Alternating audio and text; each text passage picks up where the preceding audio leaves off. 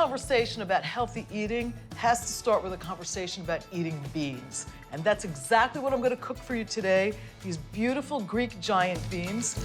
Before you do anything to them, you've got to soak them. I soak them overnight. They need about 8 to 10 hours of soaking. You can see that they've almost doubled in size. I have my beans already boiling. Even something as simple as boiling beans has its little tricks. One of them is to skim the foam off the top, because that will make you a little flatulent. The other little secret to cooking beans is not to use too much water, because you don't want to dilute the nutrients or the flavor of the beans. So you can see I've got about 1 inch of water above the beans. Never add salt. You add salt always at the end, because if you cook your beans with salt, you'll be cooking rocks. The last little secret, bring them to a boil, lower the heat, gentle simmer, and keep the lid ajar. The gentle simmer will keep the beans from breaking apart. The next step is the spinach. And the first thing I want to do here with the spinach is get some of the liquid out. So in order to do that, I'm going to salt it. This is an old-fashioned technique. You kind of knead it in the colander, and by doing that, you retain all of the nutrients in the spinach. You want the salt to kind of work into every bit of the spinach. What we're looking for on this is for the spinach to be nice and wilted.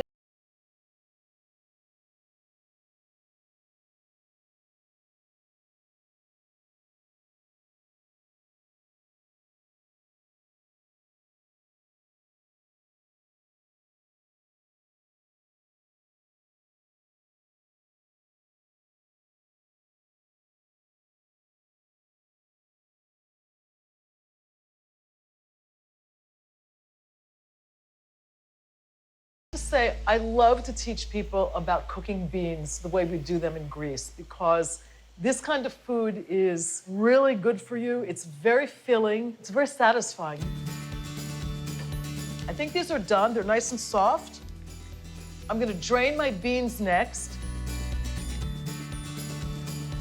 You can see how plump they are, but you can also see how they've retained their shape. And that's really important when you're cooking any bean, but especially when you cook giant beans.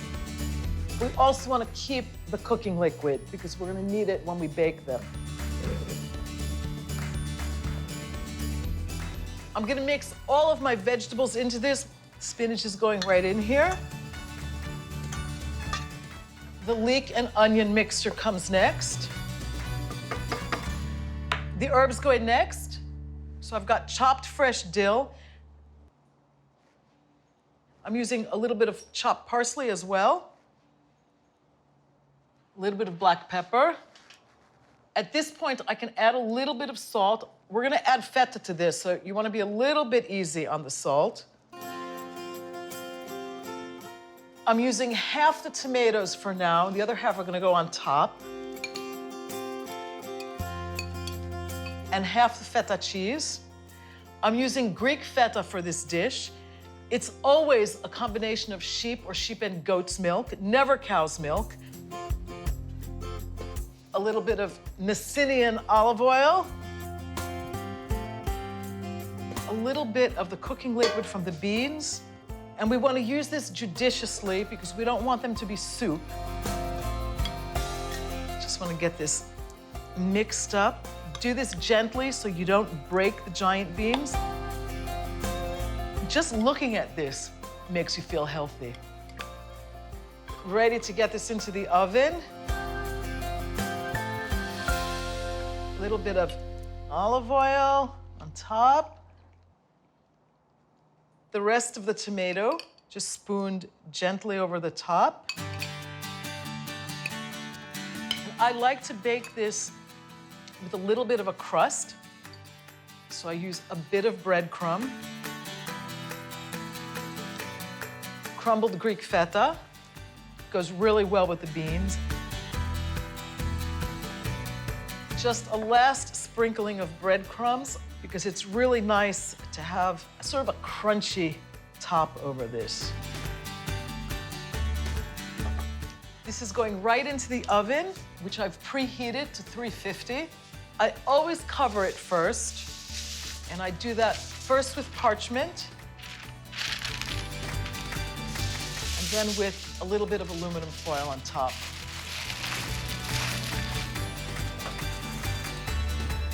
And that's gonna bake at 350 for about an hour.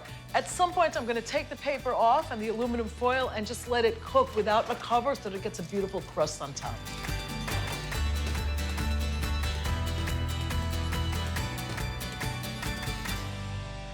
My kitchen smells like the healthy countryside of Messinia with dinner just about ready, and it sure is.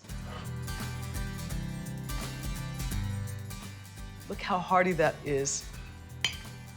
Beans, beautiful beans. This looks amazing. Just a little bit of raw olive oil on top, which is how we would typically eat this. I have warm pita bread here. Time to taste my gigantes. This is country cooking at its absolute best. The beans combined with the spinach, the tomato is delicious. The best part is that crunchy topping with the feta cheese and the breadcrumbs. It's really good. Most of these rustic Greek bean dishes go really well with Greek rosés. And today I'm pairing this with a rosé from northern Greece, from Epanomi, made with the xenomavro grape.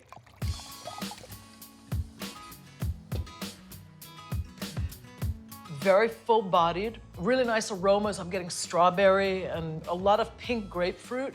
And that's that balanced acidity, which works really well with these rich olive oil-based bean dishes. Easy here.